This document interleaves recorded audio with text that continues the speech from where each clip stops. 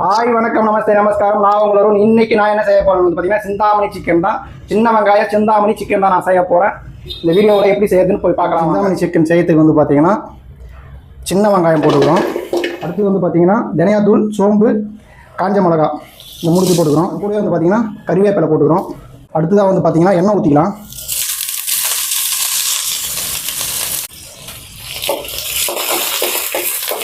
Salt போட்டுக்கலாம். ஒரு தேவையான அளவுக்கு மட்டும் போட்டுருங்க. வெங்காயம் இந்த அளவுக்கு வதங்கின உடனே இஞ்சி சின்ன சின்னதாக வெட்டின இஞ்சி போட்டுக்கலாம். பொடி பொடியாக வெட்டின இஞ்சி போட்டுக்கலாம். நெசுக்குன பூண்டு இந்த ரெண்டுத்தையும்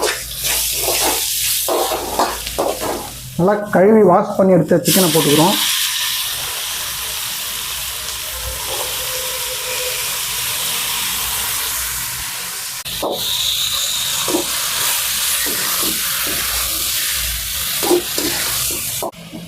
ஒரு அரை டீஸ்பூன் மஞ்சள் தூள் போட்டுக்கலாம்.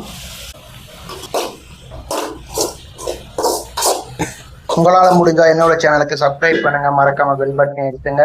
உங்கள் ஃப்ரெண்ட்ஸுக்கு ஷேர் பண்ணி விடுங்க. 2 நிமிஷத்துக்கு ஒரு முறை கலக்கி விட்டுக்கிட்டே இருக்கணும். அப்போ தான் இல்லைன்னா இப்போ வந்து பார்த்தீங்கன்னா இதில் தண்ணி இருந்த தண்ணியெல்லாம் ஃபுல்லாக ட்ரை ஆகிடுச்சு. கறி நல்லா வெந்துருச்சு. இப்போ இந்த டைமில் பெப்பர் தூள், மிளகுத்தூள் தான் போடுறோம்.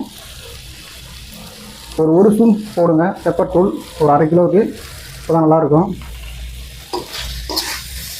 இது அப்படியே போட்டு கலந்து விட்டுருங்க. லாஸ்ட்டாக வந்து பார்த்தீங்கன்னா கொத்தமல்லி தழை தான் போட்டுக்கணும். கொத்தமல்லி தழை போட்டு சூப்பரான முறையில் சிந்தாமணி சிக்கன் செஞ்சு முடிச்சிட்டேன். இப்போ இதோட டேஸ்ட்டு பார்த்துடலாமா? பீஸ் எடுத்துருக்கேன். கறி வந்து பார்த்திங்கன்னா பூ மாதிரி வந்துருக்கு. இப்போ பார்த்தது தெரியும்.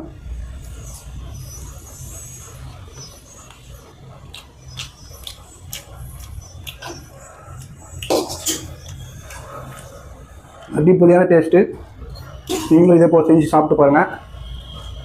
சூப்பரான ஒரு டேஸ்ட்டில் இருக்கும். அடிப்பொலி. ஓகே, பாய்.